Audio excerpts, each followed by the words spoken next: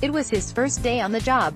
A 12-year-old kid with a newspaper route, that rite of passage for so many American boys and girls. Uriah Sharp gathered the pile of newspapers he was to deliver and set out with his mother and older brother to their assigned neighborhood of Upper Arlington, Ohio, an affluent Columbus suburb. That's where Sharp, a young African-American boy excited to earn a little money, instead encountered a lesson far more enduring than the value of hard work: the insidious persistence of American racism. Sharp had only delivered a few papers before police descended on him and his mother. The police had been summoned by a woman who called 911 because of the two suspicious African Americans she saw approaching houses in her heavily white suburb.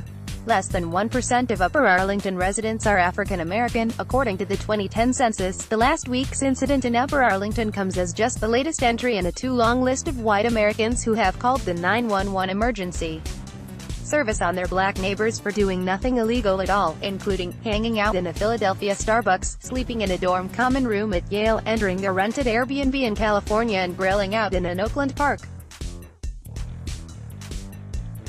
These are just the high-profile instances from the last 3 months. But as a former 911 dispatcher recently wrote in Vox, and as far too many people of color know all too well, white Americans make racist calls to 911 on a daily basis, using the emergency service as a personal hotline to vent their paranoid fantasies while imperiling the lives of African Americans and other persons of color. These incidents provide a particularly cruel reminder of how easily a system designed to ensure the public's safety, which for many has been a life-saving advance, can become just another tool of racist violence. Perhaps that use shouldn't be surprising given the origin story of 911.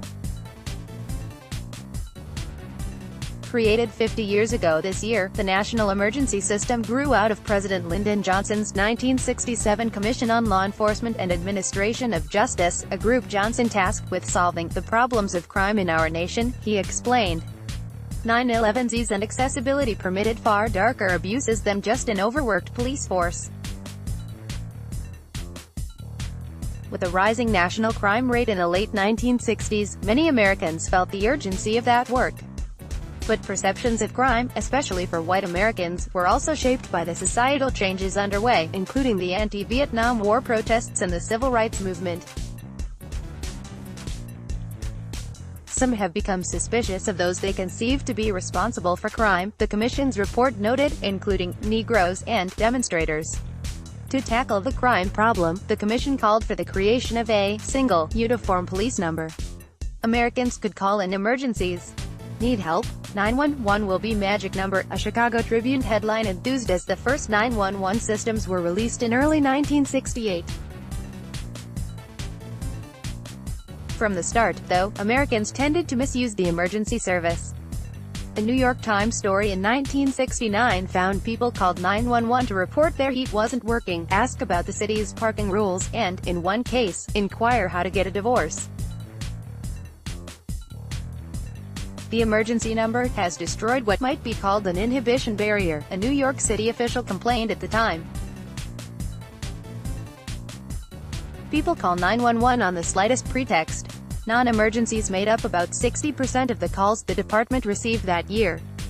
As 911 services slowly expanded across the nation, it took until 2000 for more than 90% of Americans to have access to the emergency system. Different jurisdictions passed laws against improper calls to the service.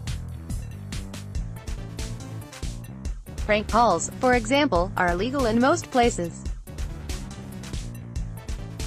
But laws vary by state for other abuses, including making false reports or using the service to harass others, such as calling 911 to send fire trucks to an ex-girlfriend's home when it's not in flames.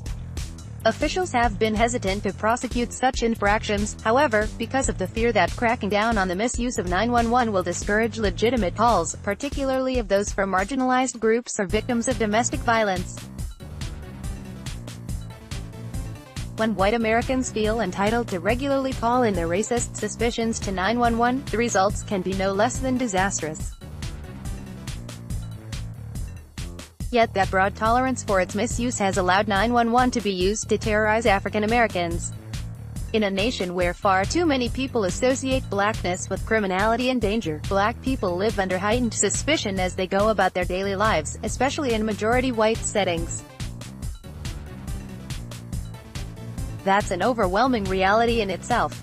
But when white Americans feel entitled to regularly call in their racist suspicions to 911, the results can be no less than disastrous. At worst, such calls, as far too many stories of late make clear, can lead to deadly ends, no matter the innocence of those involved. At best, it means that African Americans live under constant surveillance, harassment, and intimidation brought about, in part, by a simple 3-digit phone call. In recent years, Americans have begun to understand how systemic police brutality endangers the lives of black people in the U.S. But less recognized is how the casual racism of everyday Americans often initiates those deadly police responses. When 911 launched 50 years ago, some authorities warned that the system's convenience could cause clogged phone lines and unnecessary police action. But 911's ease and accessibility permitted far darker abuses than just an overworked police force. It provided a direct line for white racists, often anonymously and with rare penalty, to activate law enforcement against their black neighbors. Among the instruments of white privilege, 911 now must surely be included. Neil J. Young is a historian and the author of We Gather Together, The Religious Right and the Problem of Interfaith Politics. He hosts the History podcast, Past Present, also on HuffPost. Opinion. We founded Black Lives Matter 5 years ago today. We're still going. Opinion. To end the opioid crisis, doctors must acknowledge we helped create it. Opinion. House Republicans are still fixated on making it harder for poor people to eat. Download.